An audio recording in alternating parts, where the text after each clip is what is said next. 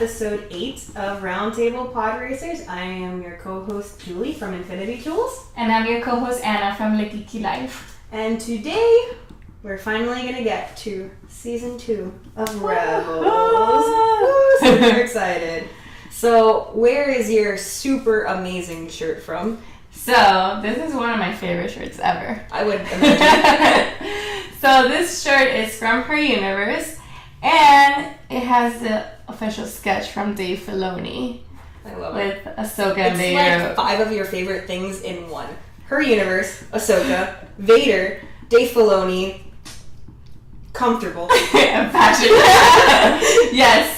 So I love this shirt. The fabric is super soft. That's why I said comfortable. It looks very I love that it's not a lot of colors. Like it's like the sketch looking. I mean, I love Dave Filoni, so I like that it's a little messy looking. Like you could see that it's sketched. The lightsabers, like the colors popping out a little bit, and like it's not perfectly in the lines. Yeah. And like Ahsoka is orange and Vader is black. Like it's like yeah. So I love this shirt. It's from her universe, and I think that they're still available now.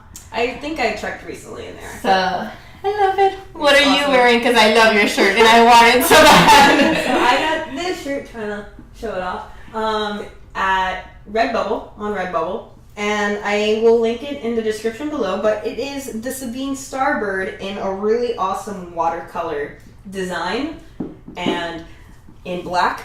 Anna suggested it in black. I was between black and white, and I'm definitely happy I got this one because it makes the color pop. I love it. I love the colors. It's so Sabine. Yeah, that's why I like it. It's not just like a solid Starbird. It's super cool. Yeah. I love it. It looks like the explosions that she uses. Yeah, it totally looks like something she would. Yeah, I love it. We're so excited about our shirts today, guys. I had this for like weeks waiting. I'm like, oh man, I know exactly what episode I'm gonna wear this for. I know. I haven't done a post about this shirt either, so just wanted to wear it first to the podcast and then do a post about it. Yes. Awesome. So what's up with the news? So everybody I think knows and has seen it except me. The trailer for The Last Jedi came out.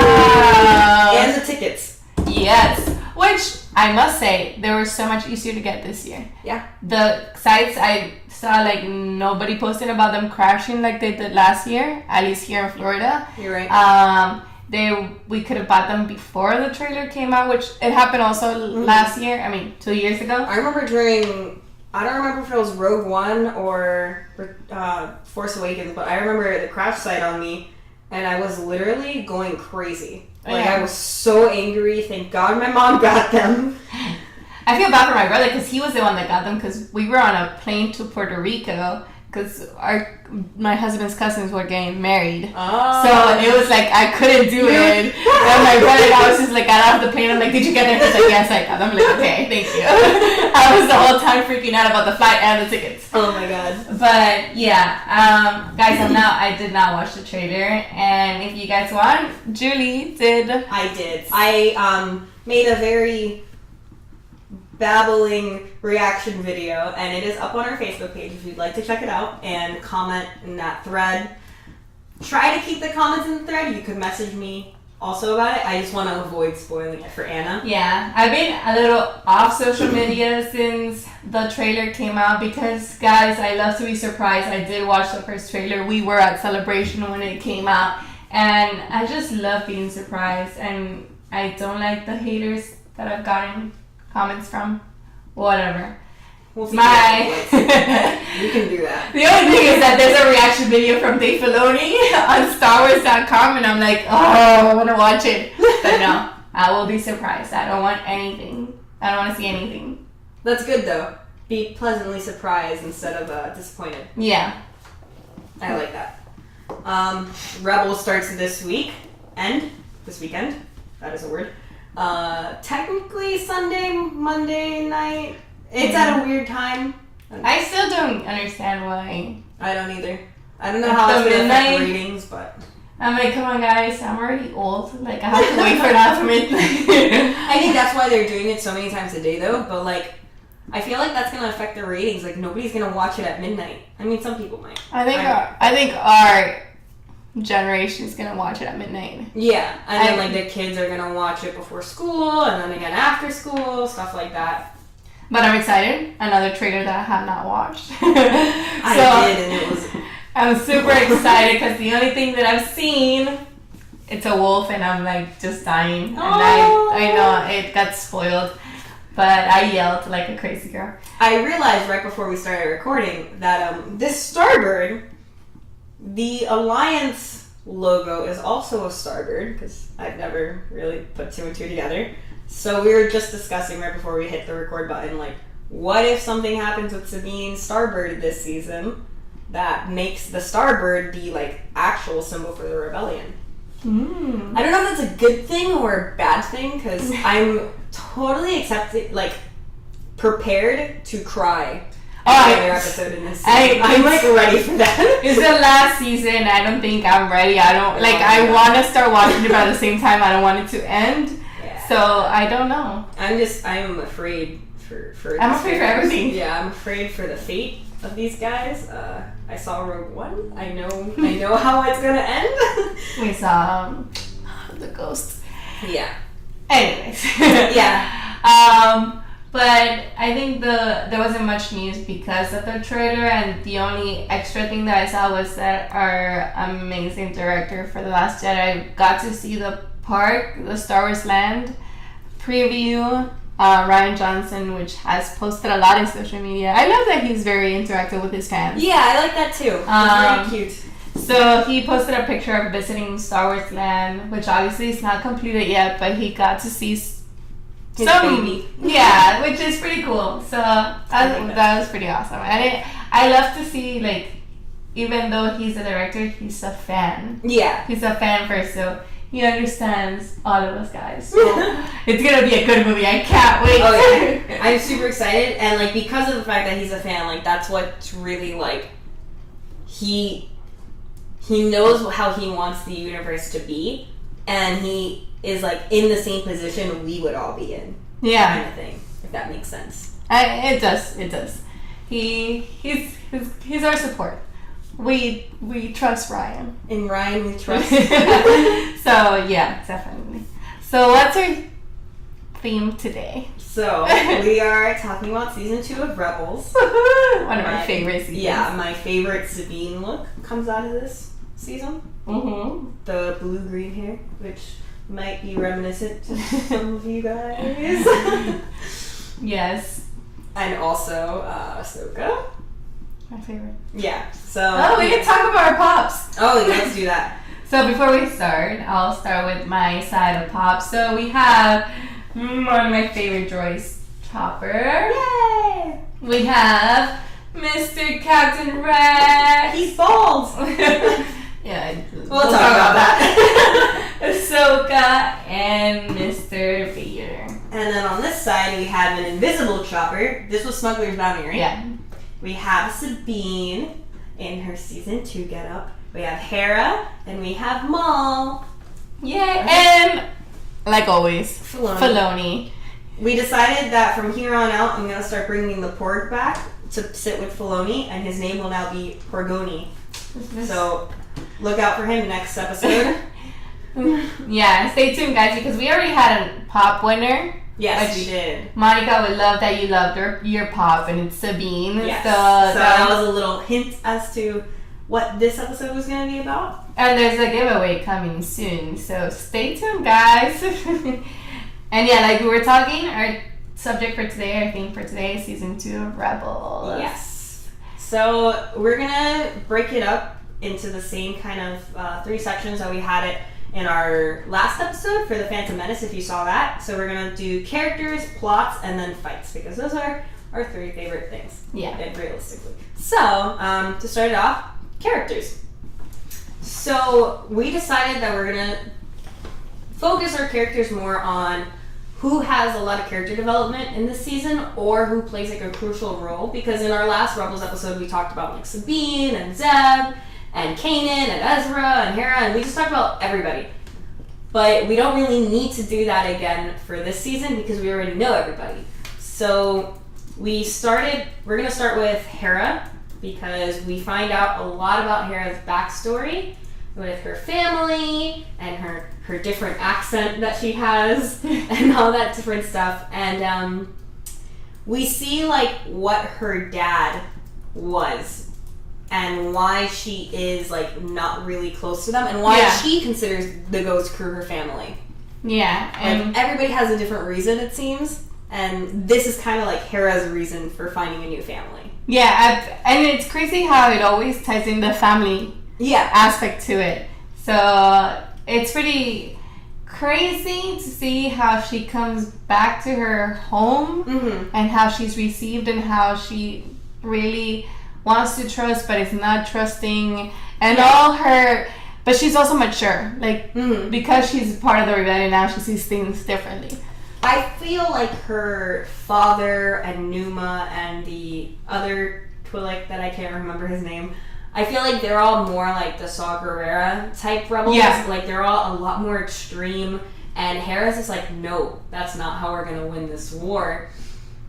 So I think, like, that's, like, a really big, like, change of characters. I remember Hera even mentioned something about her mom, like, this has been since her mom passed away and everything. Yeah. And then again, it's connected to Clone Wars with the Battle of Ryloth and everything. Yeah, it's pretty cool. I love how it also ties in Clone Wars to Rebels, so that was pretty cool. It has never been confirmed, but everybody assumes it is. Numa is the little girl Twi'lek from the Ryloth episode. Exactly. She has like the same... Yeah, and the picture on the helmet. Yeah, the helmet is the same as like one of the helmets of the troopers who helped her. I love her. I want to cosplay her so bad. Yeah, it's pretty cool. And then we have Mr. Zeb, which we see a lot of character development to... There's a lot of more rescues from Zeb in this season. And also we start knowing like his backstory. The same as Hera, technically. Yeah, the same, we like more, because in the first season, like we talked about, he's that like silly like comic relief, but in this we're like, oh man, he's a story. Yeah, and he was like such an important character in his world. I mean, he was a general and he led the army, and there's so much also magic in his package, which was pretty cool. And when he rescued those two, which I forgot their names, of his same planet, that was pretty cool. He was, at first, he didn't want to have anything to do with it because I feel like he felt like he failed. The memory. Yeah, and that he failed to let his people into another world. But at the end, it was like, oh no, like this is where I am. And I got to say, I didn't save my whole planet, but I did a lot, and then I saved these two individuals. It's like, so maybe like in the first season, he was very like comic relief because of the fact that he didn't succeed. So he was like, you know, one of those characters that are just like pretending it didn't exist. But in season 2, even though he didn't do the full job, he did bring his people to like a new place. He did succeed in his mission, even though it was on a much smaller scale. Yeah, for sure. I do feel the same way. So it was nice to also see that side of Zeb. Yeah. That's what I liked a lot. Yeah. And then with Zeb and his character development came Agent Callus's character development, which is totally different from season 1. In season 1, he's a straight up villain, but in season 2, we start seeing maybe the Empire is not all good. And I love his transition because me too. We didn't expect that at all through season 1. And then in season 2, when you have that episode where he's trapped with Zeb and they're actually helping each other. Yeah. And their conversation is like, are you turning into the light side? Like, it's pretty cool because, you know, that was something unexpected. Well, what I think it is, too, is that, so I think the Empire is very into making sure that the people who follow them know that like any kind of resistance is like horrible. Yeah. That they are terrorists, basically. So I think when Callus sees that Zeb is not human, but you know, human-like, he starts seeing like, oh, he's like me, and he's not just like some rebel scum. Like, you know, he's actually a person. Yeah. And I think that's when it starts shifting a little bit. Yeah, I love at the beginning they were very stubborn. They're kind of like the same character like you mentioned, and it's so hard to be like, oh, but now we're actually getting along, and now there really could be something. It was pretty cool, and we see Callus vulnerable. Like we see him at his worst, so that was pretty cool. That made him like a human. And into the being human, we got Rex back. Which I don't like that we know they age really fast, and that was part of being a clone. But I really don't mind so much the baldness, but it's just like, why is he so old and fat? Yeah. I mean, he should have been like a ripped old man. I think that would have been a lot funnier and cooler. But those were cool episodes where the Lost Commanders, when they go back and they're trusting Ahsoka, like, oh yeah, go look for my friend Rex. And then at first, obviously, they were clones and they were stubborn, and they're like, oh no, you're not a Jedi. I mean, after seeing Anakin, you're nothing. Like, so I fought in the Clone Wars, kid. I know what a Jedi is. But it's pretty cool that they're still like coming back to like, yeah, we fought in the Clone Wars and we fought for a reason, and we fought next to the Jedi. Like, let's go back and do that because that's the way it should be. And Kanan's dismay for them at the beginning is like, yeah, I mean, he watched his master get killed by clones, so it makes sense that he'd be like that. Yeah. And, I guess he doesn't want to, like, bring Ezra into that, but then Rex is the best, so, I love their relationship. I love the Rex and Kanan relationship. It's like I love and hate. Yeah. It's not working out. Their jealousy for Ezra, it's hilarious. And then the Ahsoka and Rex hug. Oh, I love that picture. Yes, I love their reunion. I thought it was well done and it was beautiful. It was very good. And it was like they were talking like they talked around like to each other during the Clone Wars, and then having another Clone Wars connection is just Filoni's amazing. That's it. Yeah. And then speaking of which, my favorite, Ahsoka. So we did see Ahsoka in the last episodes of season 1, but here we get to see why she's back. She is Fulcrum, which if you haven't read the book, I recommend it. Yeah. So I love that she's with Commander Sato, and they're joining the rebellion and they're doing so good, and we see her transition for her to realize that Vader is Anakin, and how sad and all that passion and that she doubts it until the very end. Yeah. So I mean, that scene when she's in the Jedi Temple and has visions of Anakin, those break my heart. Yeah. Everything. But we'll get into that with plot. But still, the fact that she's back, that we get to see her after Clone Wars, and like we're like, what happened to Ahsoka? Yeah. And she's there. It's like, and she looks amazing. Yeah. So that's my dream cosplay for Anna. I will get there. So yeah, it's pretty cool. So now we're gonna move on to plot, and we're just gonna highlight some key plot points for you guys. Yeah. So the season starts again back in Lothal, which I thought was amazing. Like, let's go back and see what's going on. Yeah, it starts off like where the last season ended. Yeah. Like Sabine still had the other hair. Yeah. That's how I differentiate it. And I love that it starts with Vader, and we start realizing who Vader is. He has strategies, what Anakin had. We see it all the way in Clone Wars, and his plans and his traps, because he tricked them to go back to Lothal, and then we see Ezra and Kanan realizing, oh, this guy is trouble. We can't take him alone. No. And I mean, Vader is I feel like this Vader that we've seen is very similar to the Rogue One Vader. Yes, for sure. He's already very dark side powerful. I mean, we all knew that already because he already was. But this is the pinnacle point. I feel.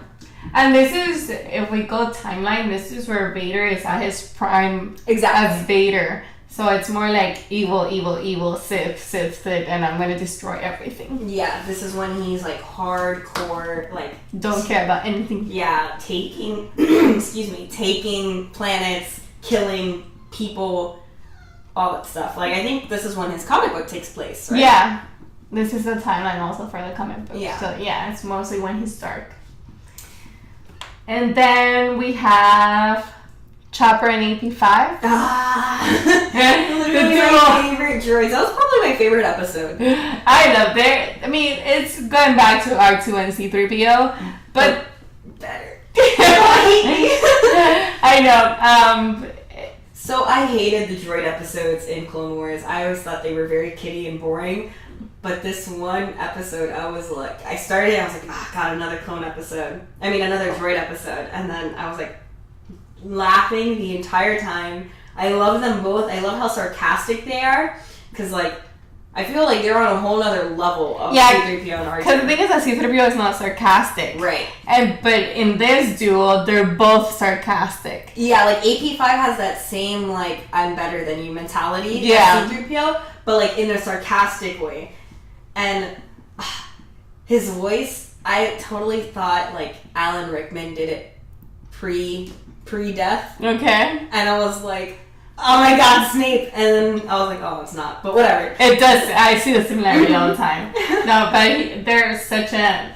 I mean, they bring the comic into the show. They're hilarious. AP5, I love that he looks like a huge bug. Yeah. It's amazing. I really like that. Yeah, I love them. They're probably my favorite droid duo. Yeah. Yeah. Sadly. But, you know, whatever. And this time we have 2 Inquisitors. Instead of one. Dun. Yeah. I mean, for me, Sarah Michelle Gellar. Yeah. I mean, and it's pretty cool having Freddie as Kanan. Yeah, having both there. Yeah. I love the female Inquisitor. She's awesome. I want to cosplay that. And that thing in her head and it opens. I just love it. Like we said before, I'm not a huge fan of the blades. Me neither, but she rocks it somehow. But she does it so much better. I think the other Inquisitor, he looks like a shark to me, but I like him because he's like the standard brute guy. I like both of these Inquisitors more than I liked the Grand Inquisitor from season 1. But I do feel like both of them are also like more like kid show villains because they're like Team Rocket. They like never win. Exactly. And it's like yeah. But on like a badass level. If that makes sense. But I feel like also talking about the Inquisitors and how they came and you see them capturing the younglings. Yes, like this is when you see Filoni starts to go into the darker modes in Rebels. So I mean those episodes were intense. Where they're kidnapping the force sensitive younglings. Yeah. So I remember like feeling like sad. Yeah. With the Rodian. Mm-hmm. I was like, painful. Yeah. Just go to your mom. And they seem that too, even though they don't win it, they seem more evil than the first one. Because it seems like they kill the kids, no? I mean, like, what else is happening to them? know. So they're not training them. Yeah, and I'll keep going. So, because we also see lots of death in this season, we find out that Ezra's family that he's been looking for is no longer. Yeah. Yeah, those are sad. I mean, one thing I love that Kanan and Hera were always looking for his parents without him knowing. Yeah. And like just giving him the space and the time to be like, okay, I want to know.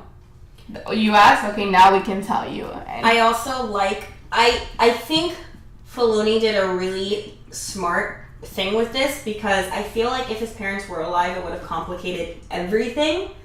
But he also like killed them off in a way that would heighten Ezra's character development instead of lessen it. Like if he killed them off and they were just like, oh yeah, they've been dead this whole time, Ezra's character would have backtracked. Whereas this is like, oh yeah, they were killed off, but it was because of the rebellion and it was for you. He's like, oh, well, I'm not going to let their death go in vain.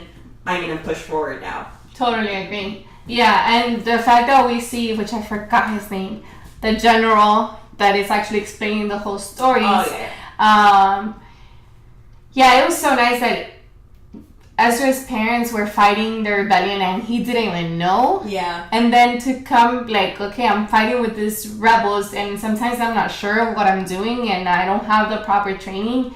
But you're giving me that hope that now I should keep going. And it was like, that was his destiny. It's almost meant to be. And then in that moment, we transitioned to the Ghost Crew officially becoming his family. And I think that also is another really, like, another point for why this choice that Filoni made was really good. Because if his parents were there, it kind of would have negated that whole, like, mom-dad thing Hera and Kanan have. And it also, like I said, just would have complicated relationships. Now it's like, okay, well, I don't have them, but I do have you. And it's like, they're the little band of misfits that all come together. And also going through this hard time, they were there for him. And that also gives Ezra more trust because we've seen the whole season how Ezra is wanting more training, doesn't really know what he's doing. He's doing bad plans with Hondo and all these pirates. And it's like, get it together. Isn't Lando in this season too? Yeah. Like, isn't that when this begins and all that? Oh my God, Lando is terrible in this show, but also like great, like a great terrible. You know what I mean?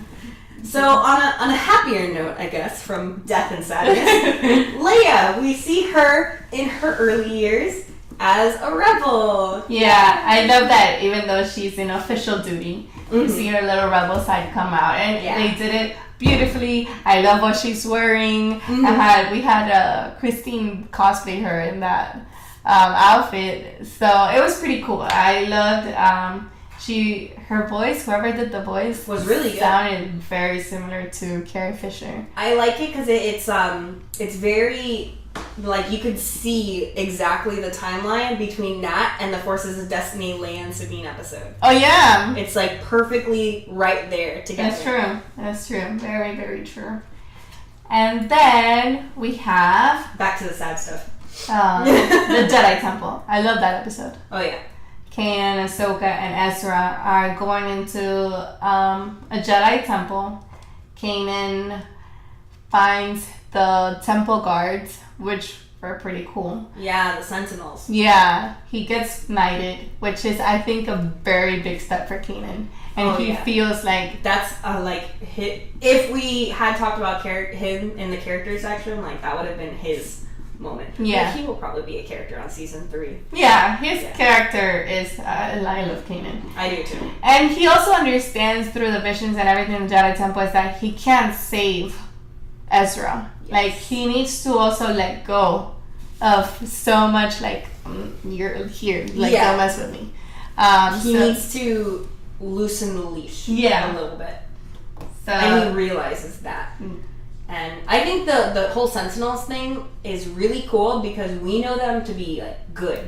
But then Kanan has to, like, fight them. Yeah. And they're kind of, like, they're not really bad, but, like, you think they are. And I think that's really, like, a cool choice.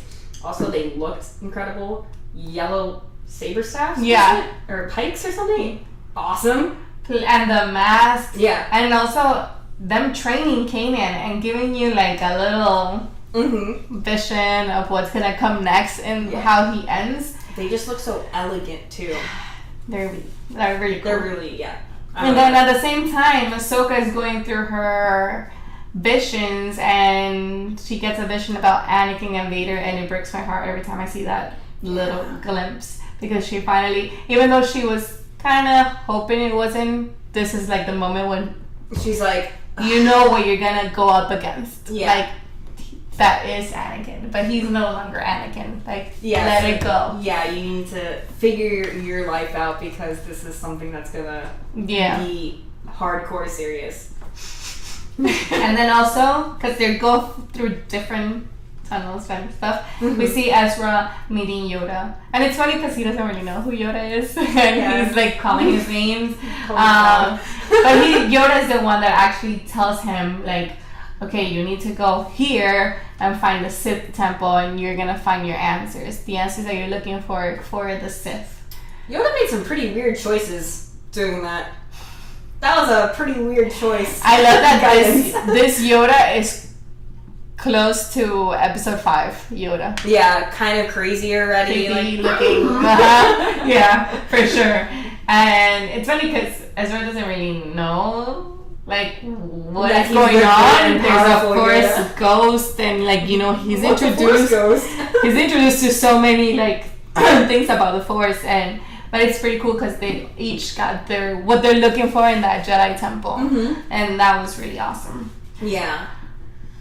And I like that. Didn't Yoda speak to Kanan or Ahsoka also? Yeah, to Ahsoka and to I think they each saw Yoda, and then they went through through their own path and saw different I loved things. that Yoda. Just like it just dawned on me, like that was episode 5 Yoda, and that's insane. Like he was already crazy.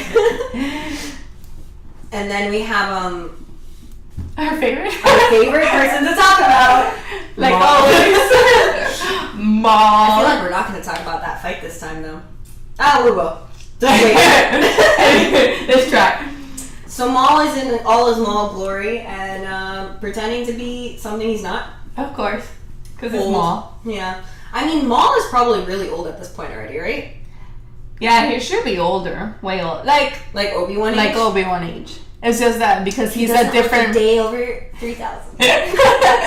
He's like Yoda. You wouldn't be able to see his his like wrinkles anyway under his makeup. So. Yeah, I mean their creatures are very long lasting, so that's also. But yeah, he appears with a cane, not like Yoda. Like it reminds me when you first see Yoda about to fight Count Dooku, and he's entering like, I'm really not gonna do anything in there. So I drops. Yeah, I love that this was like, I'm gonna come in with a cane and I'm gonna pretend to be an old man. And obviously Ezra is so innocent, like he falls for it. He has robotic legs. He doesn't need a cane unless he needs to like put some oil in them. Yeah, but it was cool to see Maul coming back because we love Maul. And yeah, he comes and tricks Ezra to be like... He plays on a weakness of Ezra's, like, yes, I am a weak... Like... And he's like he's doing like the old voice and everything. And Ezra doesn't even think like, this random dude just chilling out in the Sith temple. Yeah. I need to help him. Yeah. He's lost. He tells me he's giving me what I want, so whatever. But yeah, it was pretty cool to see how Maul obviously tricks Ezra to join him and going all the way to get the holocron and using his help. He also sees that Ezra is strong and starts calling him apprentice. Yeah, and he's like, and then like Kanan's like, dude, what are you doing? Yeah, he's my apprentice. And like obviously Ezra lies about his name at first, but then he actually says his name, and you're like, my name is Ezra, and he starts giving in that partnership, which is weird, but it makes total sense. And everything Maul is doing is for that fight with Obi-Wan at the end. You named it. But the whole scene going up that pyramid Sith temple thing, it's pretty intense. Like, and then Kanan is like, what are you doing? This is Maul. And Ahsoka's like, you don't trust him. But Ezra's like, no, I'm good. I'm gonna go in that super cool elevator. And you guys are gonna stay here. But then we see Maul being Maul. We see the true colors, and come out. Yeah, he's supposedly starting to help Kanan and Ahsoka fight two Inquisitors. There's even a third one coming out of there. But then... You're right. I totally forgot what he looks like, but I know it's a guy and he's a skinny weird dude. Yeah. But then Maul... flips and just is like, yep, I'm gonna blind you, Kanan. It doesn't kill him, which I always found so interesting. He can kill him, but he decides not to kill him, but blinds him. Maybe it's more symbolic than I've put thought into. Keep talking. Give me a second. I'll think of something. No, but yeah, he has because Kanan is not looking to like, okay, Maul's gonna kill him. He's not protecting himself against Maul. So Maul has the whole time the advantage to kill Kanan, but he does this. Okay, I think I thought of something. He is blinding Kanan from Ezra so that he may take him. No, and I also feel like he makes him wanna like, if you don't have your eyes, you're weak. Yeah. Like, you're not a true Jedi. You don't use the Force. If I take away something from you, you're not gonna be able to do anything. But Kanan right there, like, stood his ground. He's in tune to the Force. Not as much as we see later on, but he trusts himself and he starts listening and like defends himself. And I was like, yay! I love that part. Not only that, but what Maul doesn't realize is that he totally makes Kanan's fashion senses way better. And you're losing out, Maul. And come on, dude. With the freaking helmet right there. Yeah. So it's pretty cool. I love that part, but then we also realize that Maul is being Maul all the time and finding his. But that's kind of what's cool about it. And Yeah. like Maul's weird like obsession with Ezra. That's like, I don't want to kill you. I want to use you. Exactly. And I want you to be my partner. Because he's always looking for companionship. Like I said, we're gonna have a complete episode just about Maul, and it's gonna be everything we've said already, but you know, more, and you guys will just watch it again. And then our third part, because that's it ends after with what we're gonna talk about next. Yeah, the fights. The fights. So we'll start from the first fights. Yeah, the main fights. Very short and simple. As we said at the beginning, so Vader fought Ezra and Kanan. And it was super short and super quick because Ezra and Kanan realized that they do not have a chance in hell against Vader because Vader is at his prime. Yeah. As we said. And it was so easy for Vader. Yeah, like, no, Force. Yeah. And then it's also what makes them realize, like, damn. We need help. We need help. We need answers. We need a holocron. Yoda. You see? All connected to the first fight, guys. The fights are so important. And then we see one of my favorite fights. The Ahsoka versus the two Inquisitors. It's really cool because Ahsoka has two sabers, and we know that she does, and two sabers helps against two people, as we have done in our practice saber stuff. But now we also see that two sabers against two staffs. Not just like single sabers, so it's like, whoa, what's going on here? There's a lot of sabers flying everywhere. Everybody has two, and it's like, what the hell? Which has a connection, if you guys haven't watched the last episode of Ahsoka and Forces of Destiny with Yoda and the two sabers, one of my favorites, you need to watch it. I'm writing a post all about it because it's amazing. Have you watched it? No. You have to. You'll watch it before you leave out. But yeah, no, her fighting... I love that the first time we see Ahsoka fighting after the Clone Wars is she is kicking butt. Like, you know, she is being amazing. She's fighting two people and she still got it. And then her being Ahsoka, she's like, her being Ahsoka is like, you are defeated. Like, you know, she is herself. Like, she is herself. So that was pretty cool. I love that fight. She's being herself, not a Jedi. Yeah. Then the fight that we just talked about, the Sith Temple fight, which is, you know, it's Maul, Ezra, Kanan, Ahsoka versus and the two Inquisitors. I love when they all line up. That first fight, that like they do the first clash and back off, like combining episode 5 and episode Return of the Jedi. Yeah, it's pretty cool, and yeah, I love it. I like it, and this is when the Inquisitors die, right? Yeah. Don't they literally just like get thrown off? Yeah. And stuff like that. But at the same time, it's like so many throws and she comes flying back, or they come flying back, and it's like, no, and then after.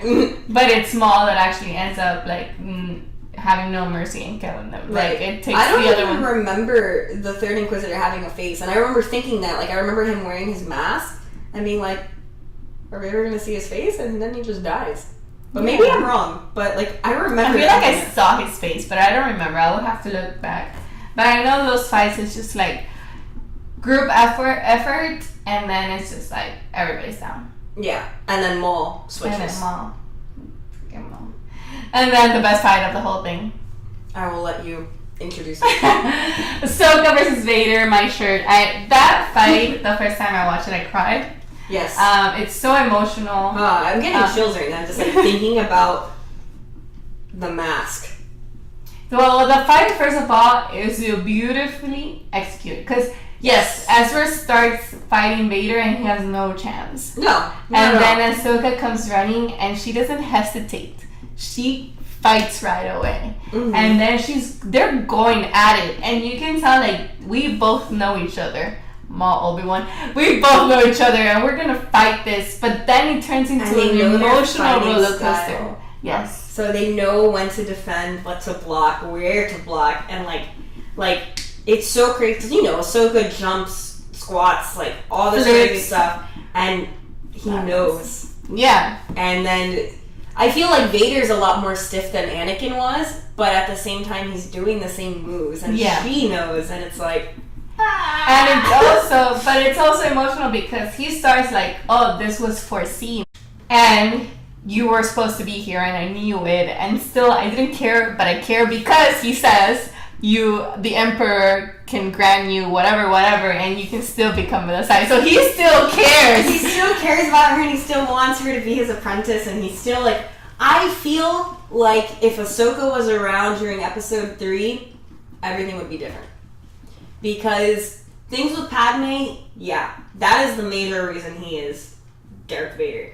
But I feel like Ahsoka would have maybe brought it up. I think we've talked about this before. I've always said that if Ahsoka would have stayed, she might be able to stop him, or she wouldn't have let him go to Mustafar. I don't know. There's so many things that could have been different if she was present at that moment. I feel like she would have encouraged him and Padme to leave, as she did. But it also comes back to, you guys need to read the book. I can't say much more because there's stuff that is in the book. Okay. And you need to read it. Yeah. Audiobook. But their fight is amazing. Then it takes, they start talking, but she's like, no, I'm gonna take revenge because I know what you did to Anakin. And at this point, it's like she knew the entire time that he was Anakin, but I feel like it's at this point, and maybe just she's like, this can't be. It can't. Yeah, she's still frustrated, and she feels like there's so much emotion in her heart. But then he says oh, revenge is not the Jedi way. I am no Jedi line. Of course. It's and then they start fighting again. That line is going to be so important for everything to come in the universe. I think that line is going to be able to dictate whether Rey is going to be able to be a great Jedi or not. Mm-hmm. Because now it is canon. Yeah. And the thing is that after, she ends up hurting him. She breaks his helmet. And he says, Ahsoka, with Matt Lanter's voice. Beautiful. He says, Anakin. I love it. I love the fact that they brought Matt Lanter to play that line. It makes such a difference. It's not the Vader voice. No, it's the Anakin's voice. And his eye, and just everything. I know. Everything, and the fact that she is there, even though he's Vader, she still wants to try to save him. Mm-hmm. And she ends up staying. And whatever happens next, we don't know until Ahsoka lives. Yes. Ahsoka lives. Which we know from Star Wars Celebration. I know if you have seen the previews, there's probably some stuff, because I know my husband has told me there's stuff about Ahsoka. I know people have told me that. I haven't watched the trailer because I don't watch trailers. So... Well, we also know from Dave Filoni's shirts. Yeah. Because I was there at that moment. That was beautiful. Just to backtrack to Vader fight, I think my favorite part of the fight is actually the mask. Oh yeah, for sure. Mine too. Just the pain and care he has for her in that scene is and he's I won't leave you this time. It's so beautiful. I'm sure they fought for. I want to believe that fight lasted for hours. I know that people don't have that much energy, but I want to really believe that that's how that went. For sure. Me too. And it was such a beautiful way to end it. She's sacrificing wherever she's now, and we see her going in through that tunnel, which, another her universe shirt. Did she fall, or did she walk in? And then we see the owl. Yeah. Which is a lot of symbolism. But it's just beautiful.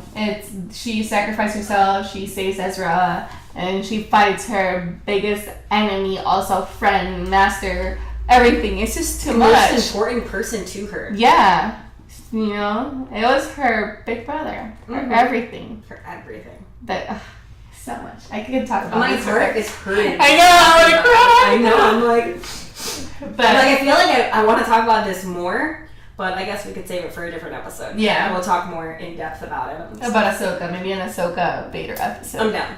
Okay. Definitely down. We're planning in front of you guys. But Yeah.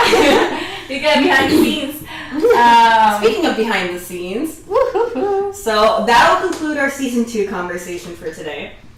But now going on to like our little farewell and everything, Anna set up a Patreon for us. And so I think we put it live. Right, yeah, it's live, which we'll share onto our Facebook, onto our Twitter.